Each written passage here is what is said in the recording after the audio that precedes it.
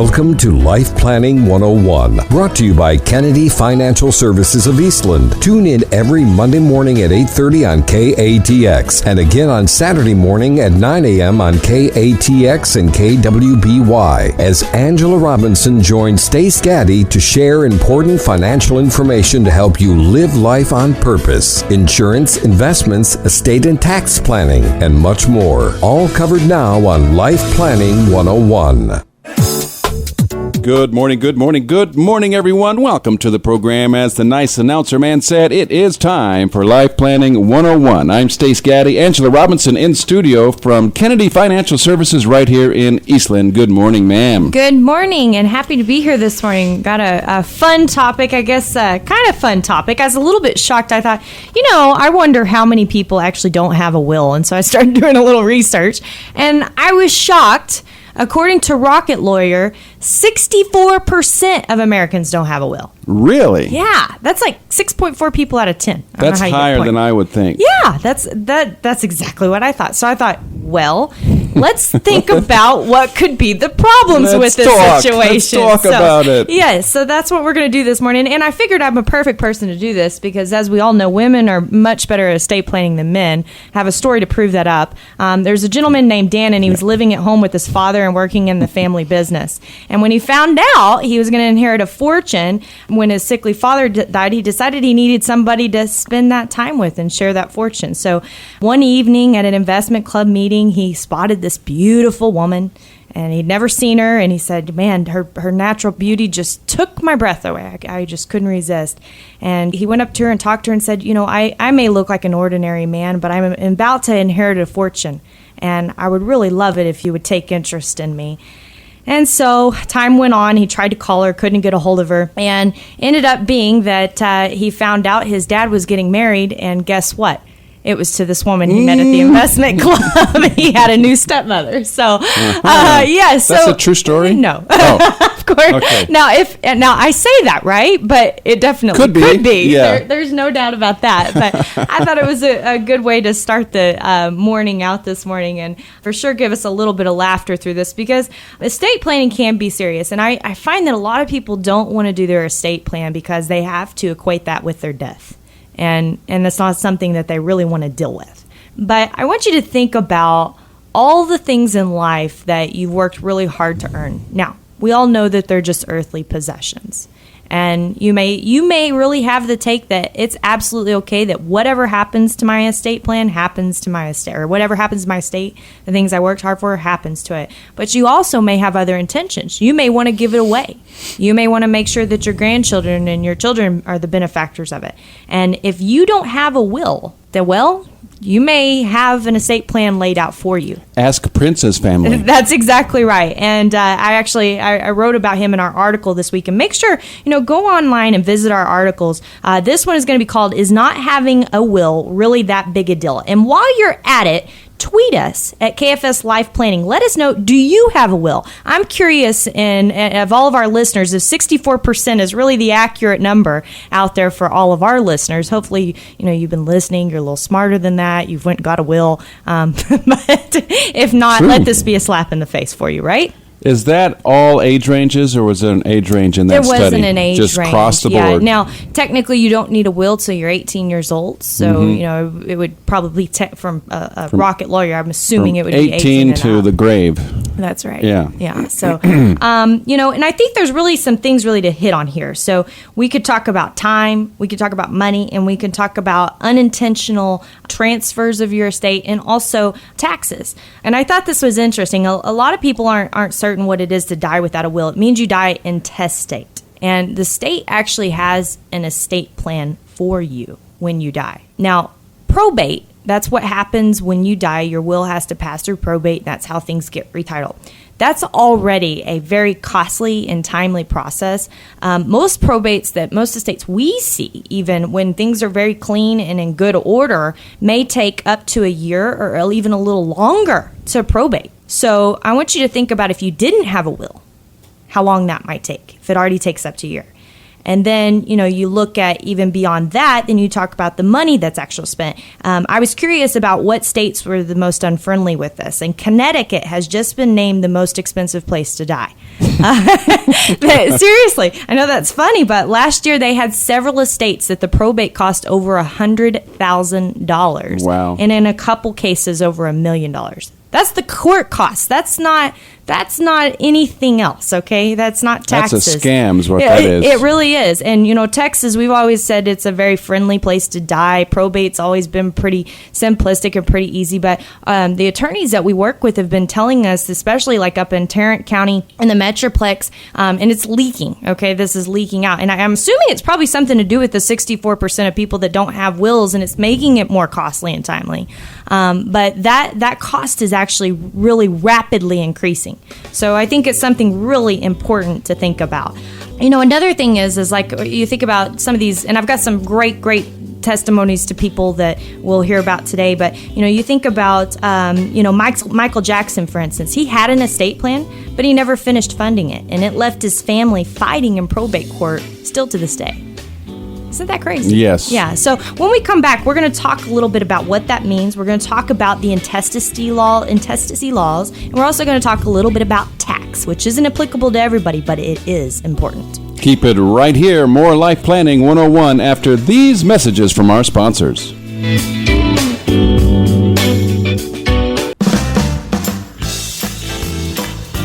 Welcome back in, folks, to the second segment of Life Planning 101. Our topic today is not having a will really that big of a deal. We're going to find out more right now with Angela Robinson.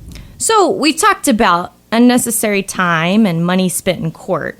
How about this? American business tycoon Howard Hughes. We all remember Howard Hughes, and there was even a movie made about Howard Hughes and his popularity. He died in 1976 without a will. And get this, his estate was first divided among his relatives, but it really doesn't end there. By 2009, died in 1976, by 2009, over 1,000 people were heirs of his estate. Yeah. Isn't that crazy? I was too. Yeah. I put my name in there. There you go. Good. We should have all put our names in there. Mm-hmm. There was a 3-decade battle over Jimi Hendrix intestate estate. Really? Yeah, 3 decades. And then, you look at Martin Luther King, for instance. First, everything was divided between his mom and his wife, but his estate actually fell victim to Georgia's estate laws, and it went on for decades regarding his Nobel Peace Prize and his Bible. I bet. Think about that. Yeah. Isn't that crazy? Abraham Lincoln, even in Illinois, he was a victim of his own estate. His estate was divided among his wife and 2 children. Now, a lot of people think, well, that's not a bad deal. I would want my estate to go to my children, but I want you to think if you automatically just left your wife halfway out of your estate, what would she do with half the assets that she has today? I don't know. That might be a pretty substantial lifestyle change if you think about it, right? So that brings us to kind of what these intestate laws mean and what all this is. So we live in Texas, so I'm going to pick on Texas. I know we've got a lot of listeners from different states, especially our clients, but so if you've got questions, we can definitely address those. But, in Texas, it really is a friendly place to die. But it's not as friendly as you may think. A lot of people believe if I'm married and I die, then my wife is going to automatically get all of my assets. This is not true. Bottom line, this is not true. This could happen, but it's not what the law says. You have 2 types of property in Texas. You have separate property and you have community property. Community property is everything that you've acquired after your marriage. Separate property is things that you have before your marriage or things that were done with a post-nup to that sort. Okay, which if you have a post-nup, I would be surprised if you didn't have a will. So it really doesn't apply here, right? Okay, so but let's, if we think about community property think, well, everything we acquired together, I should receive, right? Wrong. Right. Wrong. Oh. Okay, so it should be that way, and if your will spells it out to be that way, it would. But let's suppose that you had stepchildren. Well, then automatically your wife had stepchildren, and automatically half of your estate would go to your children, and half of your estate would go to your wife. Automatically. Okay. These are laws. These are set in stone. Okay. If you have separate property, only 1/3 would go to your existing wife. Even if you didn't have children, then that money is going to go up the bloodline to your parents. And it's called a life estate for your wife, for her part. She doesn't even get to keep that. It doesn't go down to her heirs at the end of her death. So most of the time it's put in the form of a home or something like that. She can live in there until she dies, and then it goes back to the kids or back to up the line. And that may be all great and fine. But let's suppose that you're all taking a big family vacation together and something happens to everybody. This is a little known fact, that if there are no heirs, there is no family members left, the state gets your estate. The state of Texas gets your estate. And it does happen. Rare occasion, but it does happen. A little scary, huh? Very scary. Yeah. And a lot of people think, okay, well, I don't need a will because I don't need estate planning because I don't have a tax problem. I don't have a big estate. I don't have much that's there. Well, you may want to think again, because probably the smaller your estate is, the more important it is to protect that surviving spouse of yours. About to say that, the more valuable it becomes. That's correct. So, it's really important for you to take the time to go get a will. And these days, okay, we're talking, you got wills galore online, if nothing else, right? I would recommend that you talk to a local attorney. I usually always recommend that because we're not attorneys. We don't practice law. And, I don't necessarily trust an online system enough. I actually got on there one time to go through one because I was curious on how easy it made it out to be. And even someone that has the depth and breadth of knowledge and experience that we have had working with families that we've worked with over the last 25 years, I had a difficult time. That tells you something. And are those ironclad? I don't know. Those are scary. Now, here's the deal, is that in the state of Texas, if you have something signed, and, especially if you have a notary behind it, it's your will. Okay. It's supposed to be your will. It's your written will, right? But the question is, was it written properly, especially if you had an old, outdated will, things like that. So, it doesn't take much. I would highly recommend not eating out a couple times this month and just go get your will done. That's all it is. It probably cost you 2 dinners of eating out to go get a will drafted for yourself. And it's so simple. The thing is when we see people die without estates, and most of the time it's not our clients because we really hound them about it, but they have family members that died without their estate plan intact, and it is a disaster. It's costly. It's going to cost way more than those 2 meals, for your family to take care of. In addition to that, they're grieving, right? And they've got to go through all the stress of making sure that everything is put together properly. The court's taking care of it, and they don't know the process. It's really, really confusing. How do you place a value on stress? You don't. I mean, the dollar value of stress. That's just right. the stress. That's a very good point. We should have a whole show about that. Yeah, we'll do that one next time. We really should. The dollar value of stress. That's right. And of course, then there's the tax problem, which could cost over 40%. You talked about Prince earlier. His estate was about $300 million, and they're estimating about $168 million in taxes. Wow. Okay. Now that sounds bad, 56%, right? But compare that to Elvis Presley's estate. $10 million estate. That's it. That's all he had. Really? $10 million. 73% was paid out in taxes and costs. Man. Yeah. So, there's only really the one thing that you need to think about. I think, I love this quote. Thinking too long about doing something is often the reason it never gets done. Right? Amen to that. So the bottom line is just do a little. When we come back, you don't want to miss it. Aaron Kennedy, Chartered Financial Analyst at Kennedy Financial Services, going to give us a market update, which we should all be excited about. Fantastic. We'll check in with our sponsors, folks. We'll be back in 3 minutes with more Life Planning 101.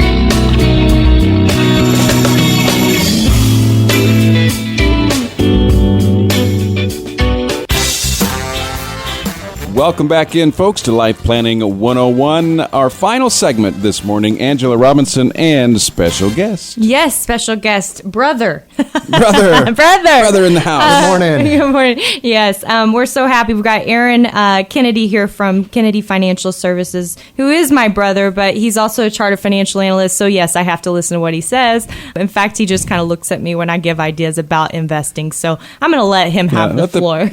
Let the pro have it. What an intro. Well, the market's been pretty crazy so far. We're starting to get those phone calls creeping back into our office of people getting scared. So far this year, I think the market's about flat, down just a little bit. And I think we should be comfortable here, really. Looking back at all of April's numbers, just this is on an economic standpoint, there's not really anything going on. The numbers were actually falling since the month before. Our purchasing managers index was down. All the other economic were down except prices. We're having inflation kick up a little bit, and employment. So we're really still in the same area of not knowing what's going on. And the things that the Fed has declared that they're looking for are still up in the air. Employment in April was good, but employment earlier this month in May was not so strong. We were looking for over 200,000 jobs, and we came in with 160. So, the economy is still sluggish.